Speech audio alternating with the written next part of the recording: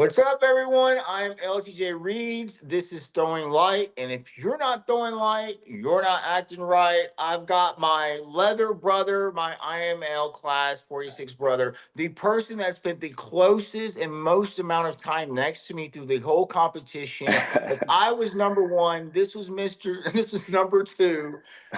Jesus Lopez, Mr. Rio Grand Valley Leather 2024. It is an honor to have my brother on here. This is Throwing Light. And if you're not throwing light, you're not acting right. And we're about to act right with my brother Jesus here. Jesus, thank you so much for being on this show.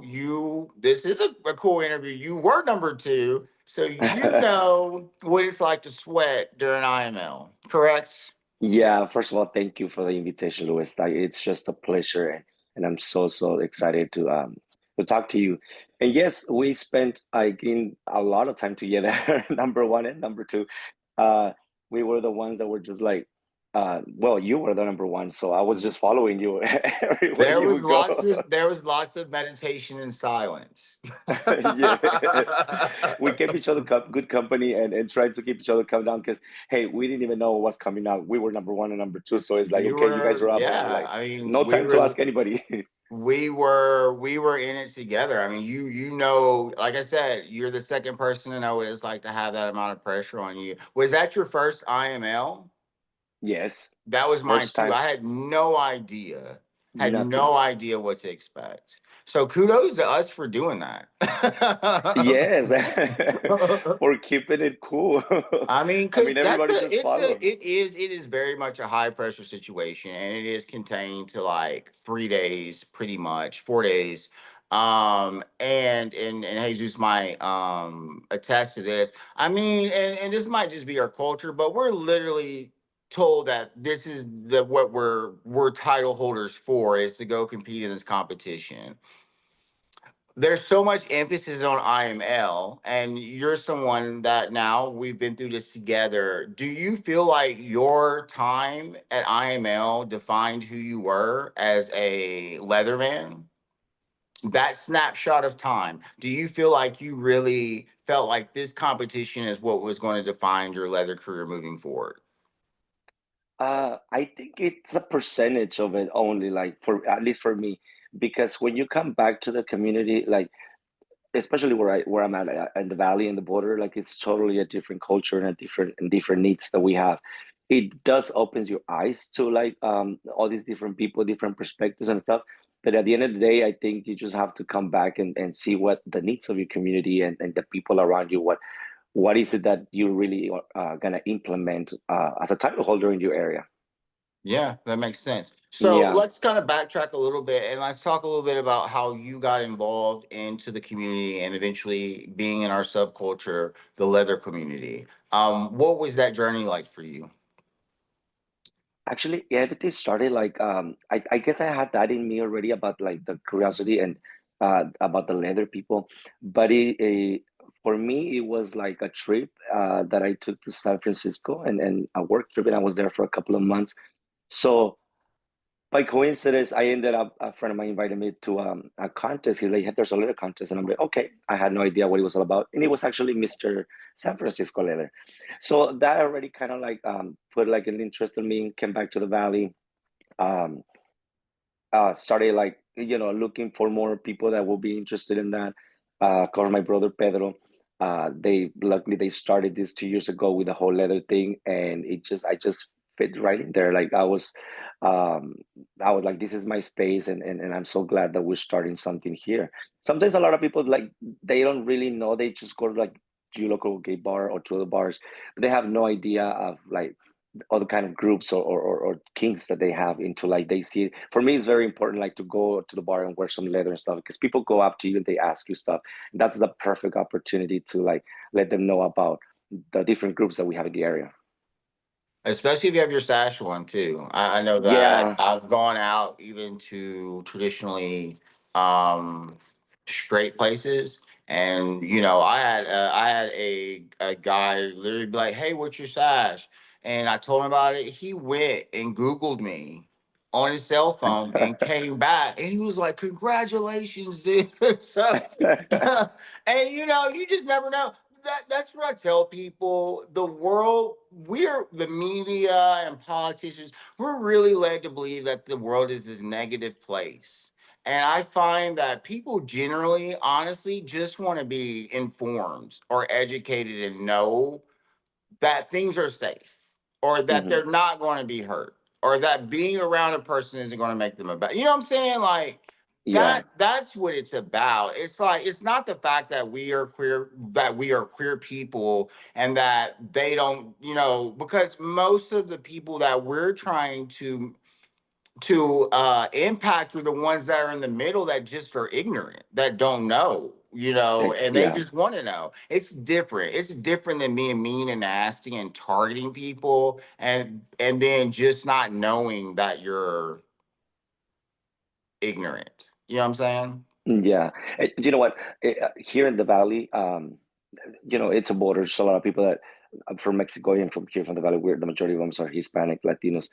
Um, but it's interesting because when we've been to the bar and we wear leather, there's people like there's a lot of street people that go to the bar, and they come up to us and they've asked me before. They're like, are you like leather people and all that?" And I'm like, "Yeah, yeah." So kind of explain.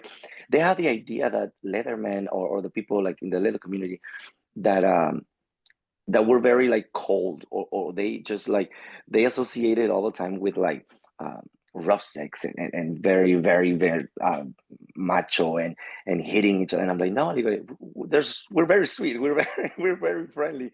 But they, you see, that's the ignorance. They don't know the other part of like they just see what they see like in movies or videos and stuff like that. And there's a lot more to that. There's a lot more to educate people on our community, on the different kinks. I walked into the gym and they were like, "Are you kinky?"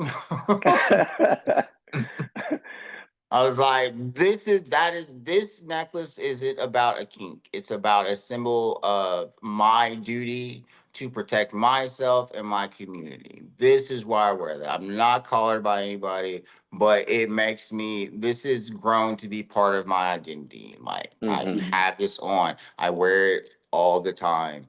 I don't really wear it around my family because I don't know. I don't want to really have conversations about that until they're ready to have conversation about that. But like they're not gonna understand. When they won't understand, then we can talk about it. But I wear it to work, and Nice, yes.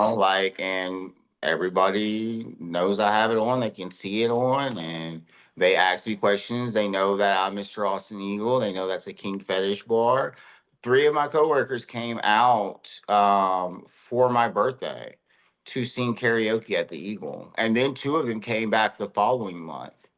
That's So nice. they love me, and I think my life, when people love you. You know what I'm saying? Yes. It's just what I do with my life is secondary to them having love and respect for me first. So, Hmm. but I'm glad to be in a workplace or a work environment where my boss sees my Facebook. She's like, I see your ass all the time. Hey, But I, very I transparent. You're like, this is me. But it does. Do you know what it's that relief you have just to sit in your workplace and not feel like you need to hide any aspect of that, or that I'm going to lose Exactly. my job over it? Yes. Because Yes, it's we not. had our leather sibling, Master Cat had his situation where I he was know. working with the school, and because they could come after us, you know what I'm saying, for anything. And Yeah. Master Cat is one of the sweetest human beings on earth. So sweet. Yes. Mhm. I mean, his hugs. I miss his hugs in line when we're all nervous. Number one and number two, and I'm He like, was great. Yeah, he I was need a great. hug. He was like when they announced top 20 are in the back, he was like one of the first people back there. So he got to deal with me too. So I was there when you were sashed last year. I don't know if you remember, but I was in a really bad car wreck on the way there to come see. And so I totaled my truck on the way to RGV Leather last year, but I got there for the competition. You were sashed. I don't think we got to talk a whole lot. I don't think we met very much. And then I was all in my thing, but like Pedro knew it, Marcus, all them, Hmm. Goddess, everybody knew it happened. And you didn't know who I was at the time, so I'm sure you wouldn't have gotten that message. But I got there, and you were Sash, and then months later, we got to go to IML together. And now, In about what, 6 weeks, you're going to be stepping down, right?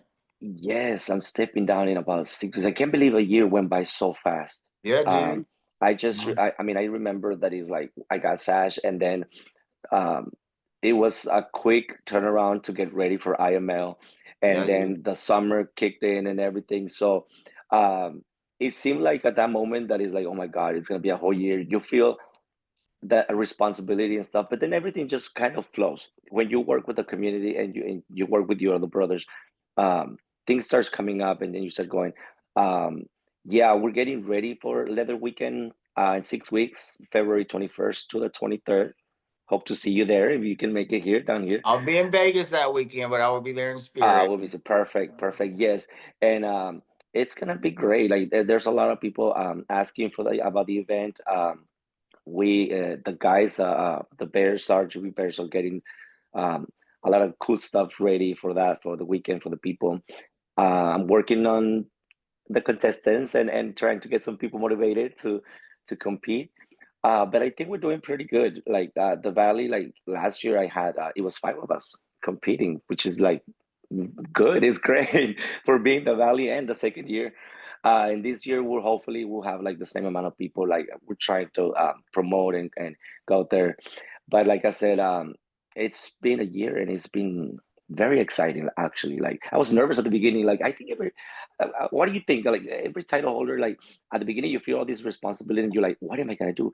But then everything just goes by, and you're like, "I think I need more time to continue doing what I like." No, I maybe for a moment, but I was like, no, because I had mine for 13 months. So I had an extended run. And I think I was ready to pass it on just because of that like, you got your sash and then you turned around and you had to prepare for IMO in 3 months. I got my sash in September. Like, Ah, okay, and how much more time, but still, I was not as prepared as I wanted to be because I was continually told and groomed to believe that my leather wouldn't be my sole deciding factor on how well I do at IML.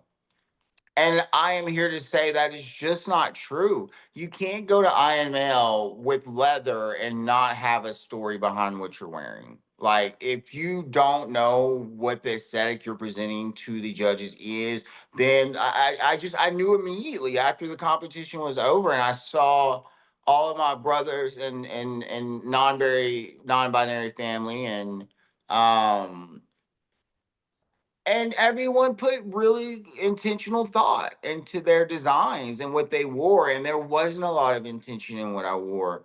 And I really had kind of put my bank on just killing the interview and thinking I could just kind of go through the pecs and personality, not as confident as I would like to be. Then I pulled number one. So I didn't know, by the time I started kind of pushing that I wanted to get ready aesthetically, it there were all these other things in the works too. I was trying to, fight with trying to get things done when Austin Key weekend's coming on. And then, you've got the Texas title and all that. So by the time we got to working on what I had, I mean, I brought a very basic look to the stage. And I see that and I recognize that. And it also though taught me that I need some time to work on my personal aesthetic as a Leatherman. Yeah, I'm a Leatherman without the leather, and I truly don't like wearing a lot of leather. But that doesn't mean I can't tell a story with the leather that I have.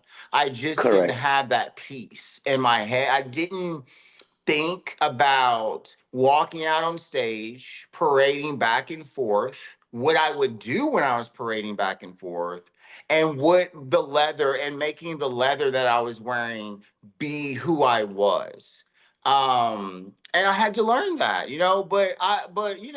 again, hello, contestant number one, never been to IML before, stepped on the stage, did the And best that I could do in that moment. I think we were both in the same page because I didn't know what, like, how we went and practiced like text personality, and we went on stage and everything was just kind of like everything's so fast. And when you're number one and number two, we don't get to see what the others are doing No. because we're on. And then when we finish, and I found out, like, when we went back there and we start seeing our brothers going with different productions or different things, and I'm like, hey, I didn't know I could do that. Why didn't I can wear things and take them off? I was just like you, like, okay, this is my outfit for Pecs and Personality, and that's it. Like it was just like you say, like those couple of seconds on stage that it goes by fast, and you like, what do you do? Like just walk back and forth? Like, do you dance? Do you this? And So we had this no idea. I would encourage those that are watching, especially if you're going to IML this year, see if you can watch a video of the Pex in person out. Like watch last year's or watch anything that's available and watch the contest. Like watch the contest before you go do it. Like, and kudos to us that go and do it that never have seen the contest, but see what the contest is. It will do you a great justice. And you should also be prepared to be contestant number one because or two. I mean, if you're in group one, 1 through 10, you are first. And you know, a lot of what the judges are going to be thinking about the other contestants are going to be based on what group one brings. And people have to understand that how I presented myself as number one impacted how you presented yourself as number two. And so the domino effect goes. Like, Yeah, um, but I really want our community so badly to not emphasize IML so much that we forget about the importance of having the sash and doing the community work. Not getting a sash and competing for IML. Like that just doesn't need to be the message. I think IML needs to be looked at as a reward for the winners of the community that are out there doing as an opportunity to showcase what they can bring and pick an international leader out of the bunch. It should be it's a cherry on top. yeah. It should None be of another. none of us need to be international Mr. Leather to get what we don't need. It's a great platform, but Jamal is doing what Jamal is doing now is no different than what Jamal would have been doing if he were not international Mr. Leather. He's still sticking to the same principles. Mhm. We all would have done it our way, but we all got to step on an international stage and we all got that platform. We all have those connections. We have those abilities to reach out to people. We all got that reward. But at the same time, so then we stepped on a stage. What do we do after? And as you know, that's when, yeah, we are a class of 59, and maybe right after IML, a lot of people were done. Yeah, and So you have to look forward. Like the way I saw it, it was like people kept telling me, uh, "Go enjoy, soak it up." Like I try to enjoy every moment of it. In a way, you know what? Group one, yes, it's intimidating because being one and two is like, okay, you're it. But if you think about it, like group one, we were the first ones. For at least for me, I don't have to be waiting like hours or days for the anticipation there's would that kill me. part, and I was going to say that because we were done because we had interviews Saturday, and so we had, We had a whole day off. yeah, we had the day off. And just thinking about like, oh my god, like I'm gonna be next in 5 hours and 10 hours or whatever. It's No, just kills you. we had interviews on Friday. We had Pecs and Personality Friday night. We had nothing on Saturday. We had a completely free day. Yeah, yes, and some people had interviews Saturday, so Mhm. that's. But yeah, no, for me it was like after IML, I'm like, okay, the real work starts now. At least because of this, how my title is in February, like the competition. I had the whole year already. So I took whatever, like you say, all the experiences, all the context, the good stuff from IML. It wasn't like, okay, I'm done. What's next? No, the work was beginning because I come back to my community and apply some of the things that I've learned and contact some of the people that I met to help out and continue with my platform where I live because that's the whole point of being a title holder, coming back to your place and help the community make it grow and finish the projects that you had at the beginning. So yeah, Yeah, like IML, it's a great way. It's a great platform to, like you said, meet people, get contacts, live the experience. But then don't forget, come back into the hard work. I definitely felt like I was definitely more known after IML, and I mean, to be honest, I haven't reached out. There hasn't been one person that doesn't want to work with me, and I'm not. But me saying that is not But you're arrogance. It, very it's likable. it's really a. I'm seeing this humbly, like I'm grateful for that, to take be taken seriously. And as much as I want to believe, I had all this going for me before I stepped on the Iowa stage. I just felt like that solidified the work, and then Hmm. I got busier. Um, I got busier, and I'm still busy, but I'm starting the new year, and I'm kind of splitting my leather focus and my artistic focus in half this year, where I want to see those things work together. I didn't get to really be an artist as a leather person last year, and I really want to see what that's like this year. Hmm. So, but I don't see our journey really. I don't want to say in. I don't wanna use the word in. I don't. So our IML journey isn't over until the IML class 47 takes that stage. Up until we get to IML, we still are in our tenure, and I think I Yeah. hope our class we still have a wave of momentum that we can ride until we get to this next IML. Hmm. So when the competition was over for me, I said, okay, I am not going to. I want these people to know I'm not someone that showed up to the competition and just said a bunch of things because I wanted to win an international title. I want them to see me actually doing the things that I came and presented to them. And that's what it was. For me, it's like, I'm going to prove to everybody that I am walking the walk that I presented at IML. And Yes. so, what you For me, it got? was important. For me, it was important to like I'm satisfied with like you said, it's not about just going and okay, I'm gonna be Mr. IML, but taking all those experiences for us because we're barely starting. This is our second year. We're going on a third title holder. It was very important for, or at least for me, to go to Chicago, to go to IML, and for people to ask and be like, okay, where are you from? Look, I'm from the Valley. I'm from the Rio Grand Valley, and now people know where the Valley is at. Like we will walk on the lobby and can be, hey, these are the RGB guys. Let's take a picture, and that felt really good because I'm like, okay, there's actually people like interested or they are questioning where are you from? Where's the valley? And for me, for my community, my platform, it was great. I mean, I know we're here down deep south, and we're like I live in Brownsville, which is like the last city in the map. Then it's Mexico, so it was so important for us to like also put our name out there and be like, okay, we're from Texas, but we're also like from the valley. Like this is where we come from, and that's where my title is at. So yeah, that's one of the things that I was very happy like that I accomplished in IML. And like you say, everyone's been so nice. I think our class was like very lovable, very very friendly all the time, and I take that with me. It was so nice. We still stay in touch. You know how we have the chat and all that. So the guys are still there.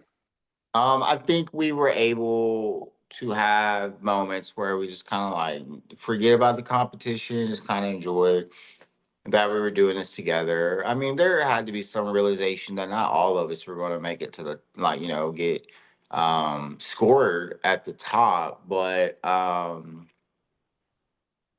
just don't think I can't think of anybody in our class that I don't think well, let me not go there. um I think that we have a great good group of core people in our class that are consistent. Yes, I I totally think that agree would with be you. that would be the fair thing to say. And there's consistency. And I think it's a good amount of us. I would say there's about a good I don't know what 50. 20 to 25 of us that, are active. Um, you know, Yeah.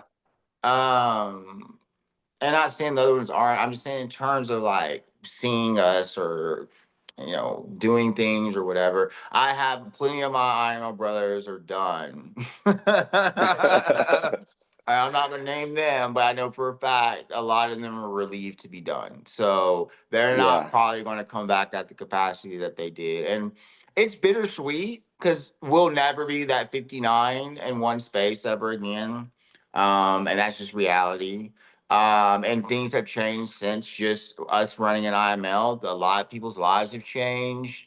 Yes. We have some people that are now, and you know, we've had a couple of our brothers that are doing another title now.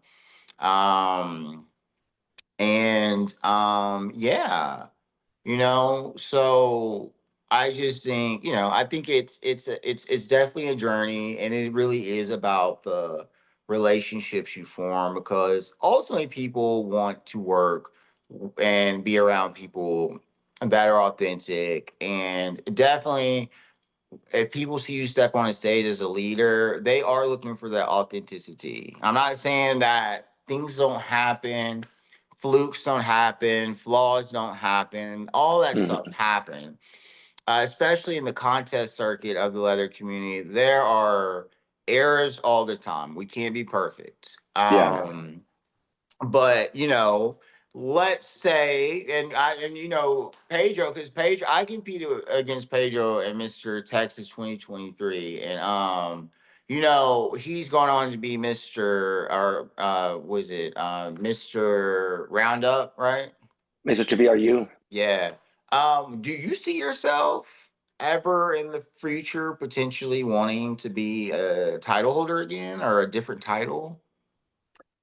Uh, I'm not discarding the idea, but right now I think I'm concentrated and I'm focused on um, finishing up my year, and I guess taking the time to like help and support my stash son or whoever's gonna take over as Mr. RGV Leather. And I think it's also important for you to be there to have so they can have that support too. So, but you know, now that you ask, what I don't know, I don't know if I would do it again. I mean, I've been through what two IML and Mr. RGB. We kind of know how things go and what to expect on contests, but I don't know if I want to like shift my focus or split my time with another title, the Isle of the Valley, and not that I would neglect, but I think I rather focus right now on helping and building our community. We're a baby community here, growing, and there's a lot more work to do here. So the meantime, I think not. I'm not ready yet. That's fair. All right. Jesus, we are at the end of our show, and we're at the point where I ask everybody the same question. I'm going to ask you this question. Is there any aspect of the community at, you know, our subculture of the leather community, or the community at large, do you feel like we are not shedding enough light on? uh, I think I think we're touching all the subjects that sometimes people didn't want to touch, and we're moving there. We're moving in the positive way. um, this is going to be a very important year, like we know, and all the changes. So your platform and what you're doing, and I think where everyone's doing, like throwing light and trying to stay positive on all the aspects. So I think we're going on the right way, yes, for my part. I think there's a lot more work to do, and you're doing an excellent job, Louis, with this. And you know, you have my support on anything I can help you with. So, For sure, because I am going to be coming to y'all. So get ready. yes, All come to right. the valley. So this year for Throwing Light, this is episode 73, 72. Your episode 72. I am letting my guests close out the show. So you're going to repeat after me, okay? And we're going to end the show. You ready? Okay, You're going to say, if you're not throwing light, you're not acting right, okay? okay. You ready? One, two, three. If you're not throwing light, you're not acting right. Okay, yeah. Is that There what we it is? go. I'm trying to hear you. Perfect. We got it. Cool. All right, Jesus, thank you so much for doing this interview. Of course, I hope that, you know, like I said, I would love to have you in my life moving forward. I hope that we can work together. I'm excited to see you for IML, so I'm sure you'll be a part of the reunion. Other than that, thank you so much. This has been Throwing Light. I'm LTJ Reeds. And remember, y'all, if you're not throwing light, you're not acting right. See y'all later. All right,